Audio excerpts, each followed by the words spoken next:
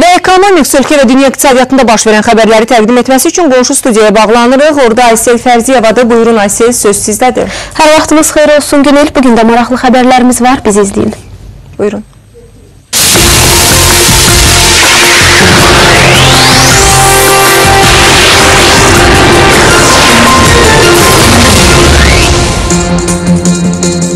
Ölkə və dünyanın iqtisadi gündəmini təqdim edirik. Azərbaycan manatına nisbətdə dollar bugün cüzi ucuzlaşıb və bu saata 1 dollar 1,10,501 manata mübadilə olunur. Xatırladaq ki, Avropanın vahid valyutası isə milli valyuta ilə münasibətdə 0,23% möhkəmlənib və indi avro 1,1942-yə dəyişdirilir. Avropanın ən güclü investisiya banklarından biri sayılan Sahib Bankın analitikləri Azərbaycan Mərkəzi Bankının manatın məzənnəsinin aşağı salınması ilə bağlı həyata keçirdiyi tədbirləri müsbət addım kimi dəyərləndiriblər. Bankın rəsmisi John Hardy Mərkəzi Bankın qərarını gözlənilməz deyil, əvvəlcədən ölçülmüş və zamanında məlumatlandırılmış addım kimi səciyyələndirib. Məzənnənin dəyişməsi istehlak səbətinə hər hansı təsir etsə, istehlak qiymətləri indeksi dəyişsə, pensiya məbləğlərində nəzərə alınacaq. Eyni zamanda pensiya məbləğləri indeksləşdiriləcək. Dövlət Sosial Müdafiə Fondunun sədri Elman Mehdiyev bu barədə məlumat verib, bildirib ki, Novruz bayramına qədər bütün pensiyalar qrafikdən əvvəl maliyyələşdiriləcək. İstər 2014-cü ildə, istərsə də cari ildə Dövlət Sosial Müdafiə Fondunun maliyyə göstəriciləri kifayət qədər uğurla ifadə olunur. Hətta biz 2014-cü ili əhəmiyyətli profit məbləği ilə başa vurmuşuz ki, cari ildə də maliyyələşmələri vaxtında aparmağa imkan verir. Yanvar ayında, eləcə də fevral ayında biz maliyyələşmələri qrafikdən əvvəl yekunlaşdırmışıq. Qarşımıza duran məsələ Novruz bayramına qədər pensiyaların qrafikdən əvvəl maliyyələşdirilməsidir ki, buna da biz nail olacaq. Kifayət qədər ehtiyatlarımız var. Martın 6-sına qədərsə Qaradağ rayonunun Ələt qəsəbəsinin sakinləri səyyar asan xidmətlərdən yararlanacaqlar. Asan xidmətdən verilən məlumata görə səyyar xidmətləri Ədliyyə Nazirliyi, Daxili İşlər Nazirliyi, Dövlət Sosial Müdafiə Fondu və Əmlak Məsələləri Dövlət Komitəsi təqdim edir. Bununla da asan xidmət mərkəzinin təsis edilmədiyi regionlarda əhaliyə xidmət göstərilməsi və mərkəzlərə gəlmədən vətəndaşların xidmətlərdən yararlanmasını təmin etmək üçün müasir avadanlıqlarla təchiz edilən avtobuslar səyyar xidmət göstərəcəklər. Azərbaycanda çox sürətlə inkişaf edən startap bazarı artıq bir çoxlarının əsas gəlir yerinə də çevrilib. Bu işə investorlarla yanaşı dövlət dəstəyinin olması isə startapçılara geniş imkanlar açıb. İndi yaxşı ideyası olan onu həyata keçirmək üçün heç də çətinlik çəkmir. Bəs nə edir əməkdaşımız Rövşən Əbdurrəhmanlının surətində biləcəksiniz. Sizə maraqlı və şad xəbərimiz var. Yaxın gələcəkdə itirdiyiniz və ya haradasa unutduğunuz mobil telefonlarınızı uzaqdan idarə edə biləcəksiniz.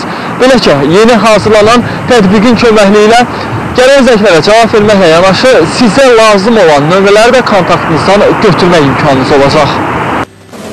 Layihənin müəllifi 20 yaşlı Azərbaycanlı gənc Natiq Babayevdir. Azərbaycanın ən gənc startapçısı Natiqin daha bir uğurlu ideyası isə Cikcik Bax oyunudur.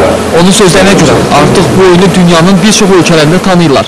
Buna görə də layihəsinin böyük uğur qazanacağına əmin olan Natiq Babayev həm də düşünür ki, bu yolla şəxsi biznesini quracaq, milyonçu olacaq, mobil və kompüter bazarına töhfə verə biləcək. Bizim heç də Amerikadakı hər hansı bir şirkətlərdən heç bir geri qalan tərəfimiz yoxdur. Həmçinin yəni Azərbaycandakı şirkətlər nəzərdə tuturam. Həmçinin mənim yaratdığım proqramlar belə Amerikadakı hər hansı bir proqramdan ola bilər yaxşı olsun və yaxud da daha çox gəlir gətirsin, ola bilər yeni bir fenomen olsun. Azərbaycanda bu tip startap layihələri kifayət qədərdir. Onların arasında artıq kiçik və iri şirkətlərə çevrilənlər də var. Belə layihələrin gerçəkləşməsinə özəl və dövlət investorlarının da marağı isə böyükdür. Onlar bu işə ona görə can atırlar ki, bununla həm ölkədə qeyri-neft sektorunun inkişafına töhfə verə bilirlər, həm də şəxsi büdcələrini artırırlar. Amma investorlar layihələri maliyyələşdirərkən xüsusi tələblər irəli sürürlər. Əsas tələb isə ideyanın hesablanmış gəlir proqnozlarının olmasıdır. Buna bir maliyyə dəstəyi ayrılırsa, bu adamın bir biznes həyata keçirmə qabiliyyəti olmalıdır. Bu işə ciddi yanaşmalıdır. Ona görə biz birinci onların sənədlərinin formasına, biznes planın tərtibatına baxırıq. Sözsüz ki, bir müsabiqə elan olunanda biz bu insanlara biznes planın tərtib olunmasında da yaxından köməklik göstəririk. Bundan başqa startap layihələri qeyri-adiliyi və fərqliliyi ilə investorlara cəlb etməyi bacarmalıdır. Belə olan halda isə sizə rahatlıqla payçı qismində investorlar maliyyə ayıracaqlar.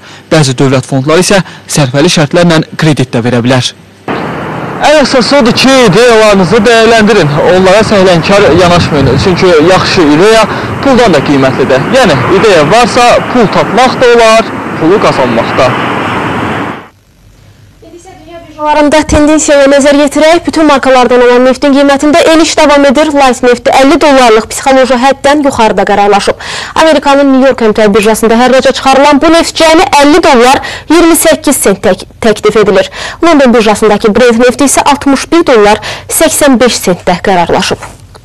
Qiymətli metallar bazarında dinamika əsasən müsbətdir. Qızılın qiymətində 1%-dən çox artım var. Sarı metalın bir unsiyası 1218 dollara satılır. Gümüş də bahalaşıb və indi 16 dollar 80 sentə təklif olunur. Digər bütün metallar bahalaşma nümayiş etdiriblər. Dünyanın səhəm bazarında artım dinamikası var. Amerikanın aparıcı qiymətlər kağızlar bazarı bahalaşma nümayiş etdiriblər. Yaponiyanın Nikkei 225 indeksi də artıb. Avropanın səhəm bazarında isə dinamika müsbətə doğru dəyişib. Avro-dollar 1.13.18-ə bərabərdir. Dollar 118.91, funt sterling dollarsa 1.55.04-dür. Azərbaycan manatının digər valyutalara nisbətən Mərkəzi Bankın müəyyənləşdirdiyi məzənnələri isə belədir. Dollara nisbətdə manatın artımı baş verib, indi 1 dollar 1 manat 5 qəpikdən bir qədər yuxarıdır. Avro isə milli valyutaya nisbətdə artım nümayiş etdirib, indi 1 avro 1 manat 19 qəpik yarımdır. Rusiya rublu da bahalaşıb və 1,7 qəpikdə qərarlaşıb. Türk lirəsi isə 42 qəpik yarımdır. Sizi maraqlandıran hadisə və narahat edən problemlər barədə isə 497-61-57 nömrəli qaynar xəttimizə zəng vurub məlumat verə bilərsiniz. Həmçinin Android tipli mobil telefonlara iReporter proqramını yükləməklə də qarşılaşdığınız hər hansı hadisəni Lider televiziyasına göndərə bilərsiniz. Günel, bizdən bu qədər. Söz yenidən sizdədir. Təşəkkür edirəm Aysel.